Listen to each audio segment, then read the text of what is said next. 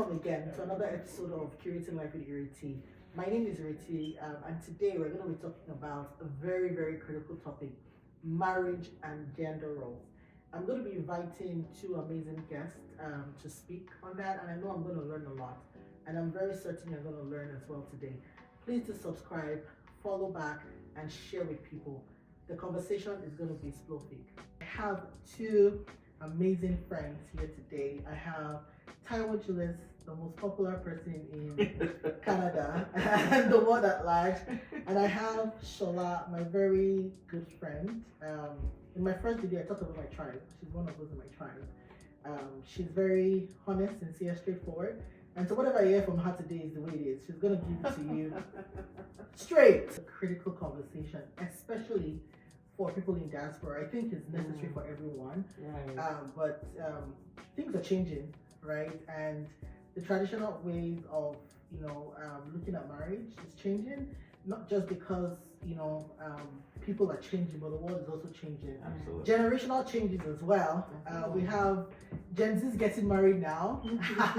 And so this is a very important topic, not only for those that are married, but for single people that are looking to get married. Being a traditional notion that, men are the providers, women are the ones that care for kids and for the house, that cook, and all of those. And if you have questions, also comment or send an email. My email is right there. If there's a topic that you want to talk about that we haven't spoken about, I'm happy to get great people together to talk about it. I would like Taiwo to introduce himself. Well, ladies first. I always do ladies first. I was going to say that. Shola will start. So Sola Oluwole here. I'm a wife, a mom, and a professional. And a businesswoman too, I would say. Speaking about marriage, I've been married for over 14 years now. This year would make it 15 years. Yay. I have two daughters, 13 and 10. I'm passionate about God and people. I'm passionate about women, especially women development, and that is expressed in the group that I lead called 3Gs International. She said she'll share the link, and I get to work with Black entrepreneurs as well through my work, women entrepreneurs as well. I'm very passionate about those things, and I'm just happy to be here. Taiwo Julius. All right. My name is Taiwo Julius. I'm married. I'm a dad. I'm a husband. I have two very energetic and amazing boys. Just like Shola, I've also been married for 15 years. 15 years this year, right? Wow. Yes. I'm very passionate about marriages working. And myself and my wife lead the couples fellowship in my church. We also lead the marriage enrichment unit for my church in North America. And then recently we did our first premarital counseling classes across 7 countries, and it was amazing. So we're very passionate about seeing marriages work, and I'm a professional. I'm a lot of things. So I'm a professional during the week. I'm an MC over the weekend, and you can't marry those two personalities. You need to see me, but it's really good to be here. Thanks, Ireti, for having us. You know what you just said just reminded me of a part of me that I forgot to mention as well. My husband and I also are privileged to be marriage counselors. Well, I shouldn't call it counselors. We guide people that want to get married. We support them on their journey, and we also lead a married couples house fellowship at our home, and it's just been really rewarding. I literally had no idea you all do all of these things. Honestly, I brought them here today because I love their marriages. And I thought that it would be awesome to share, some of the things that work. Because honestly, one of the biggest problems that we're having in diaspora right now, people are married, they travel here or anywhere, and begin to have problems in marriages, right? And I think, and I was talking to someone just before I came on set here today, and the first thing she mentioned was the gender roles in marriages is what causes a lot of breakups in marriage, right? And in another episode, I'm going to talk about finances, because that's like the second, problem as well in marriages. I've never really talked about myself, but it was 15 years. I've also been married for 10 years this year. I need to pop myself. As well. And I have 2 boys. But maybe in another episode, I'll just talk about myself and introduce my boys to you all, and so you can see the energetic. All right, we're gonna attest to we can attest to that. I would like us to get into this conversation because Sure. also I want to learn.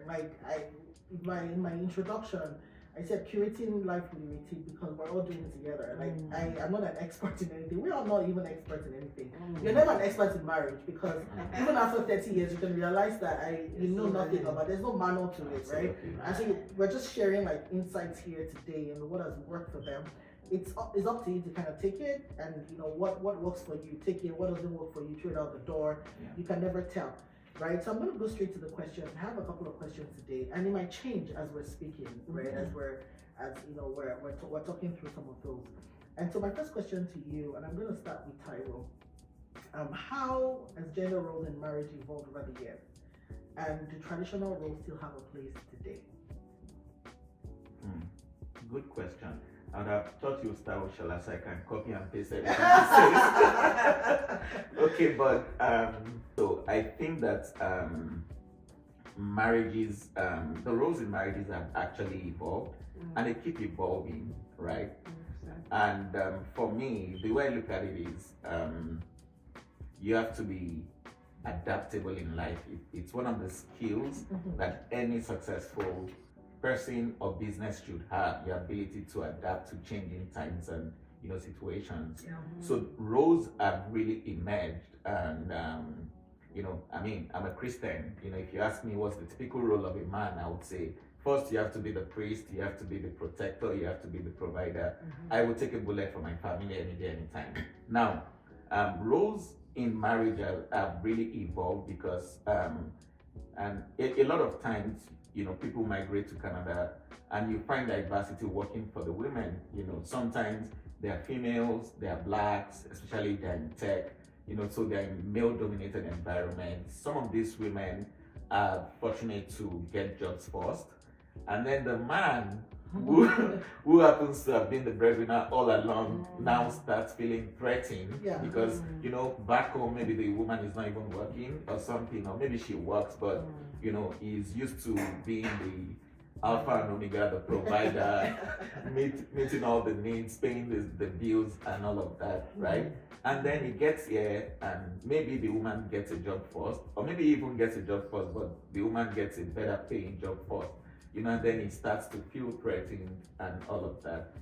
So all of these things are changing. The woman being the full-time homekeeper or the principal homekeeper, not anymore, right? And I think it's really unfair that we both go to work, we both get back late, and then I want to spread my legs and watch soccer and expect you to fix dinner. So roles are changing. Maybe I don't know if we'll still get into all of that, but roles are changing, and gone are the days. And even way back, one of my friends, they asked the kid in school. No, it was a test. Who does the cooking in the home? And the kid wrote my dad, and then it was marked wrong. And then the dad called and said, "Why did you mark my son wrong?" He said, "No," he said, "the dad does most of the cooking." He said, "Yes, I do most of the cooking."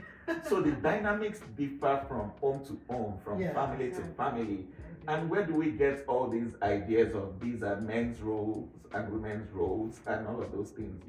It's from culture and tradition, but again, these were traditions and cultures that were formed several centuries ago, so women now should be CEOs that can be fully fulfilled, being stay-at-home dads, running their businesses from their homes and supporting their spouses. I want to see my wife fly. I want to be the wind beneath her wings. I want her to go out there and do massive things, but I don't want a woman to be in my shadow. So for me, roles are changing, and at the end of the day, the money we bring in is our money. It's not our money or my money, right? So whoever brings it in doesn't matter as long as the money keeps coming. So I think I'll take a pause there. That's amazing. I'm not sure all men will like you. Some will. I'm not sure you're going to be popular. Sola, I'm really yearning to hear from you. Just like Taiwo said, gender roles are changing, right? The traditional roles were rooted in societal norms centuries ago, like you said. Even the economic conditions supported that, right? Women could afford to stay at home. Men would go, bring the bread, and then the women would take care of the home. But in the economy that we find ourselves these days, you need 2 paychecks, to make things balance, right? And over the years, women have felt a bit more emancipated as well. Before, women didn't get educated, they were at home, they were just raised to make the home. But a lot of families are sending their daughters to school, and then you don't get through all that education just to sit at home, right? Exactly. So women are adventurous now, they are driven, they want to fulfill their maximum potential, and I think that should be supported. I would say that when it comes to the home, yes, while the women, can go out there and do all that and men can support them, what is most important is understanding between each partner. Absolutely. And communication. And also playing to your strength. Just like, the example you gave, if the man is the better cook, let him cook, right? If the woman is a better cook, let her cook, I also think that over the years, the value of domestic responsibilities have been appreciated better, because in the past, but what are you doing at home? You're just at home, right? And we all know how difficult it is to keep a home clean, to get kids fed and bathed and do all that, There's a bit more appreciation for that now, so the men are stepping in a bit more, and it's looking more balanced compared to previously. So I would say that, the societal circumstances are changing, the economic circumstances are changing, and also, like you said, even for those of us in diaspora, it has to be different. There is no way, the way you run your home can be the same as the way you run it back at home. Actually, a younger person around me is planning to get married, and she said, "Oh, they are considering a marriage counselor." I said, "Where is this marriage counselor located?" And she said, "Nigeria." I said, X. Because that person will counsel you based on the societal context, Absolutely. that he's been exposed to. Yes. You need somebody that is outside the country just like you are, that understands the realities of living outside of, Africa or Nigeria, that can really guide you and help you to balance things out. So yeah, things are really changing. And I like that. I have a follow-up question too, because I hear, both of you saying, societal norms, and we're all moving past that, and it depends on, of course, it depends on what works for each family. Exactly. But Taiwo said earlier that it's really unfair for husband and wife to go to work and then come back, and you expect the wife to cook, slave away, to cook and take care of the kids while you just eat and you go to bed and wake up the next morning, and it's just a lot of load on one person to manage all of those. And so if you know how to cook, it's just like when you get to work, whatever your capabilities are, right? You expect that good managers would see what your best your capabilities and work towards your strength, as opposed to getting someone to do all of the work and so the person kind of runs out.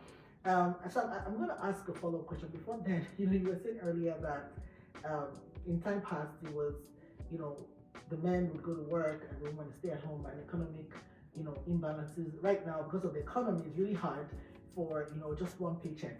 Honestly, I think women are getting to the point now they're like, maybe I should just stay at home. Because it was different. In time, I was like, I want to work. I want to go to work. I'm smart. I'm strong. I went to school. Now I'm like, can I just stay home for 6 months while you do all the work? Let me just enjoy soft life. I just rest. I just sleep. But my question is, for people in such situations where sometimes the people act based on how they were brought up. Right? A man would say, I don't know how to cook and I don't know how to clean the house because I never did it growing up. My sisters did everything because my parents thought, you are the girls, you do it. You're going to be in your husband's house. You are the man, you don't need to do it. Like, you're going to marry a wife that does all of this, right? When they get into a marriage, and I think that's the first thing that kind of shakes people when they get into a marriage, and then you realize that you're marrying a woman that is empowered, probably brought up in a different home where everyone had to lean in to do it. Just because I'm your wife doesn't mean I have to slave away, like I said earlier. And that is already a foundation that is shaky. How do you think marriages like that can reorient, because it's hard, honestly, It is for hard. someone who has learned something for 30 something years and now you're getting married and you need the person to change. You might actually lean in a couple of months into marriage, honeymoon time, but when it begins to dawn, it's like, yeah, it's your responsibility, especially when she begins to have kids. Sola? So again, I think it goes back to, well, maybe I should say, before I go to the point I was going to make, I think the foundation is expectation, right? Mm-hmm. You know, the man is expecting that this is what the woman is going to do, and the woman is expecting that this is what the man is going to do. In order to align those expectations, there has to be solid communication, right? So both parties, and that was the point I was going to make initially, that both parties have to sit down and communicate. What can I do? What can I not do? You know, what's your strength? What's my strength? And also, we have to embrace compromise without a doubt, right? We can't just say, this is how I've been raised and this is what I'm going to do. It's not going to succeed. Your marriage will not succeed that way.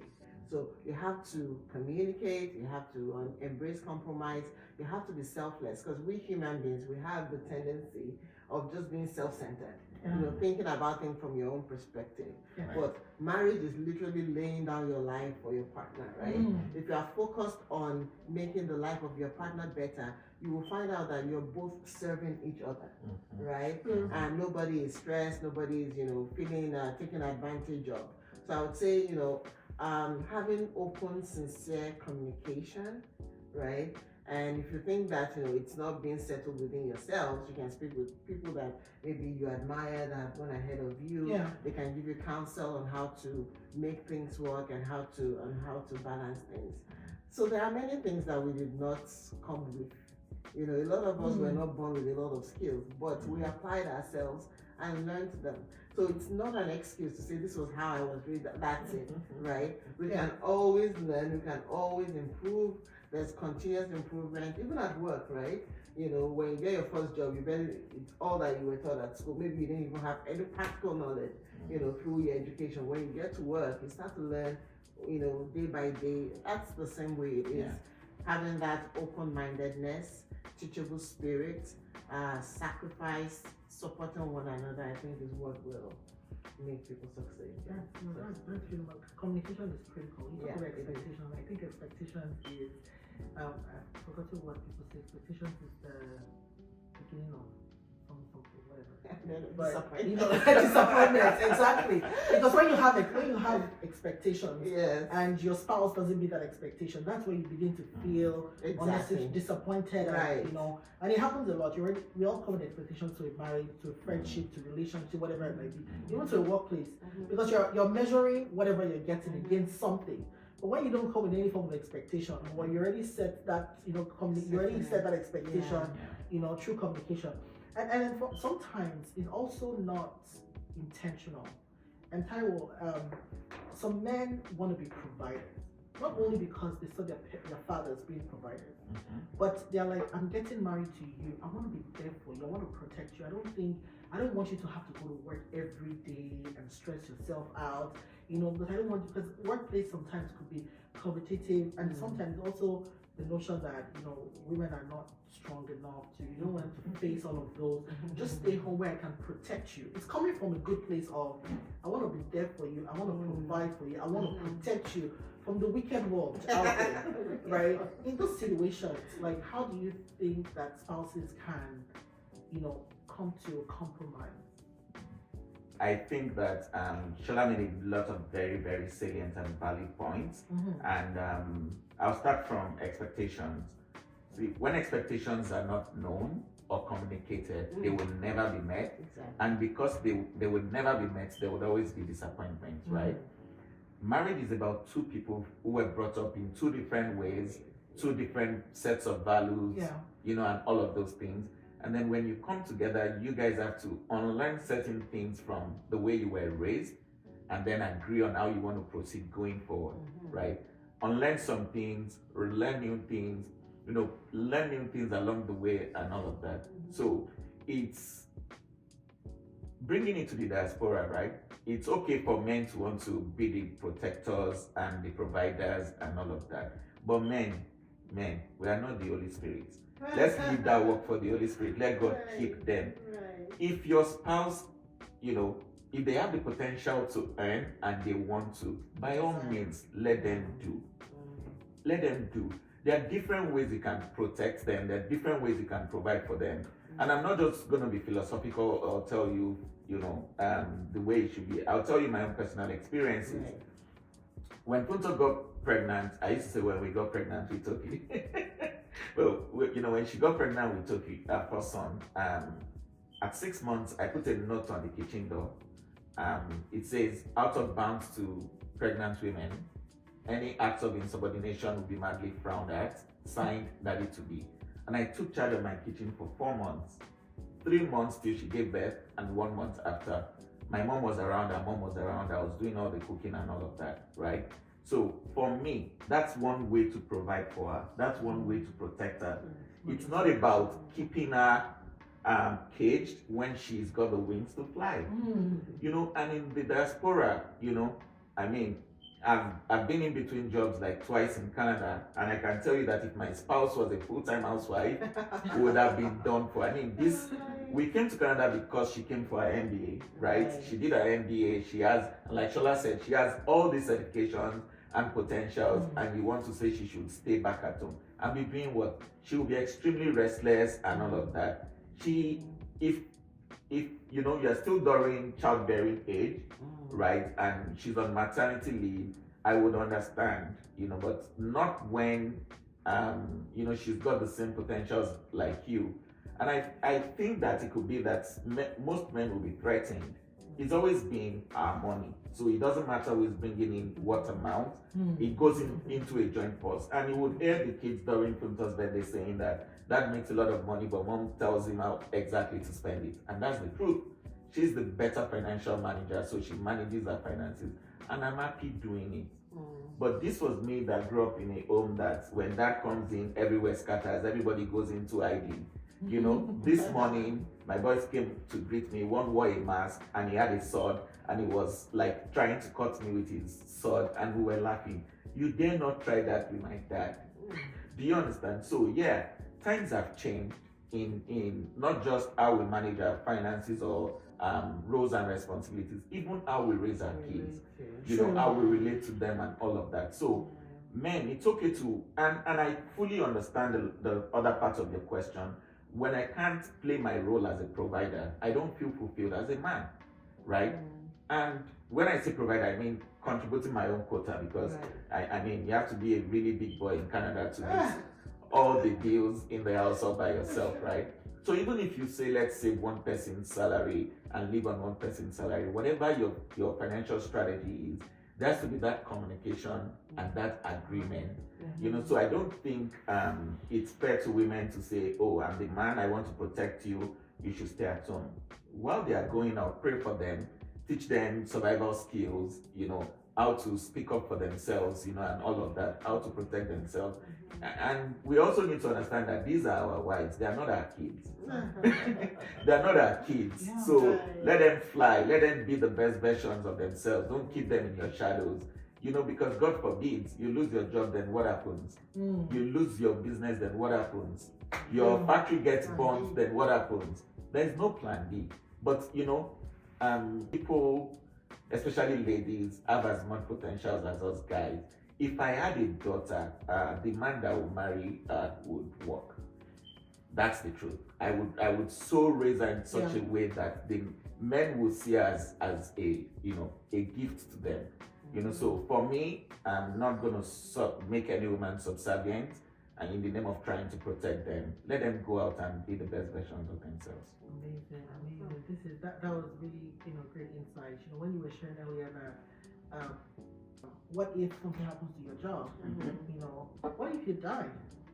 The survival skill actually is to make sure that your spouse can stand alone, or you can stand alone if anything happens. We're not saying anything will happen, but what if it happens? A lot of people, when their spouse, their husband dies, they don't even know what to do next. Like, where do I start from? How do I start working? How do I cater for the kids? And you're actually putting your family in danger if your spouse can't stand alone by themselves. They can't be independent. Right. So really, thanks so much for sharing that. And sorry, just to add a quick thought to that, So even if you have a life insurance and all their bills will be paid and all of that, she still has to be able to manage those funds, right? So you won't come back and tell her this is how to manage it and all of that, right? So I really like that idea of what if you pass, what if you die, right? So yeah. And honestly, this is not just about marriages in diaspora. Even marriages, we're talking generally. Even marriages in other countries where the culture is still pretty more traditional. Like as you're living your life, you need to start thinking about these things, because the kids you're giving your kids, you never tell where your kids will end up. Your kid will probably marry someone in diaspora and they're like, who raised you? Right? You don't want someone asking your kid, like, really, who raised this person? And the world is becoming more global, that people are marrying people anywhere, they're moving on, they're traveling to other countries to start a life. And so you think you're probably raising your family in a way that works for your culture, but you can never tell what happens tomorrow. And I think in all of these things, one of the things that I've heard over the episodes that we've had is just be kind and just be human. And being kind and being human means that as you're developing yourself and growing, you let the other person also shine. Right? It's not just about you. You talked about you don't want to overshadow. You don't want your spouse living your own shadow. Some people like it because they feel that's how I can be in control. But the way you can be in control is actually letting the other person shine and fly. That's how you can be in control, and that's how you can have a happy home. Right. So I have another question, and it's probably linked to it. We've kind of talked about all the questions that I have. But what are the biggest challenges modern couples face when balancing career, household responsibilities, and relationship dynamics? It's a lot. It is a lot. Let me tell men something. I know, honestly, I'm not just fighting for women. Let me tell men something. Just the thought of what are we gonna eat every single day. It's a lot. I don't think you all know. When you ask your spouse, what are we gonna eat? And they're like, anything. Anything. The fact that you have to think about what we're gonna eat every single day. And in some situations, in some families, it's breakfast and dinner. Some families, breakfast, lunch, and dinner. The fact that even when you have a time, the fact that you have to think about it is enough work. How much more balancing children, for those that even have young children, is a lot. But even teenagers is a lot. I think children, as long as your children are seeing your home, it's a lot of work. You're balancing the relationship. Now, I'm going to specify. You're balancing your work. That could be a lot. Managing relationships at work, managing the work itself, make sure you're not getting fired. That's one piece. Managing your career, because you probably have certifications, you probably have other things you're doing out there. Managing that with kids, and then managing a relationship, because it's not all relationships that are doing well, because that alone is stressful. So managing all of these things, how do you think that families, modern families, can manage all of this together? Okay, we can get started on that point. On that question. So what are the challenges? The challenges. The challenges, I would say one is time. It's like there are not enough hours in a day to do all that you need to get done. That's one challenge I see. Another challenge is support. The society is changing. We are becoming more individualistic as against communal, the way we used to be, where it takes a village to raise children.